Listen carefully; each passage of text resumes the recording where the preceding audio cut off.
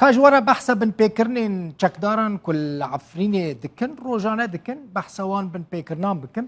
ازجوارا بحثا بن بيكرنين تني ين مها آداره يعني مها درباسوي مها سيام بكم لهريما عفريني يا روجاواي كردستاني دمها آداره دا مها سيام دا چکدارين سر بتركي و گل كريارين بن بيكرني دجي خلقي كرد لعفريني كرنه مثلا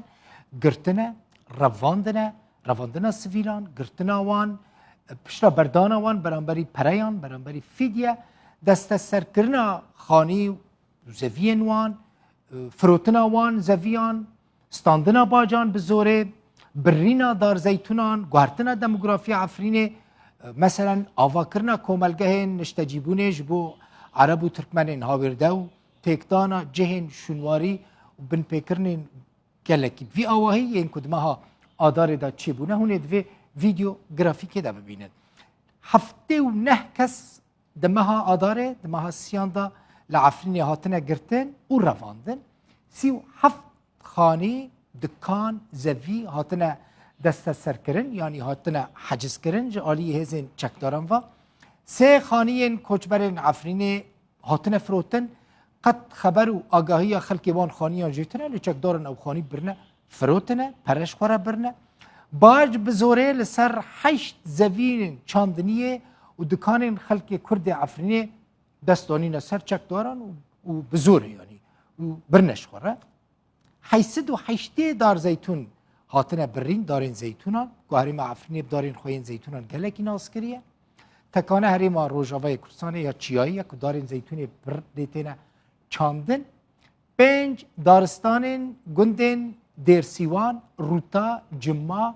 کفر سفر هاتنه جناف برن و هر وها کوملگاه بسمه لگند شادیر سر 10,000 دونم زوین ولاتیه کی کرد بزوره او زوی چکداران برنه او کوملگاه سر آوا کرنه پشت را عرب و ترکمنین هاویرده که نخل که عفرینه برنه لوی داره بجی کرنه بردوام دکم 7 گرین شنواری ین دیروکی هاتنه تکدان مثلا گری باسوته گری خزیان گری ترنده گری زونتره گری باسقه یعنی باسرقه گری بیره گری گویره اوانا همو گری ناسکری این دیروکینه الهریم عفنه چکداران همو طالان کرنه یعنی تیک دانه خراب کرنه بن پیکرن جالی ریخستنا ما فین مروفان العفرینه و روانگاه سوریا ما فین مروفان و هاتیه بلگه کرن لگوری زانیاریان یعنی زانیاریان هر دو ریخستنین ما فین مروفان تاوی آگاه دار کرنا نتوین یک بویجی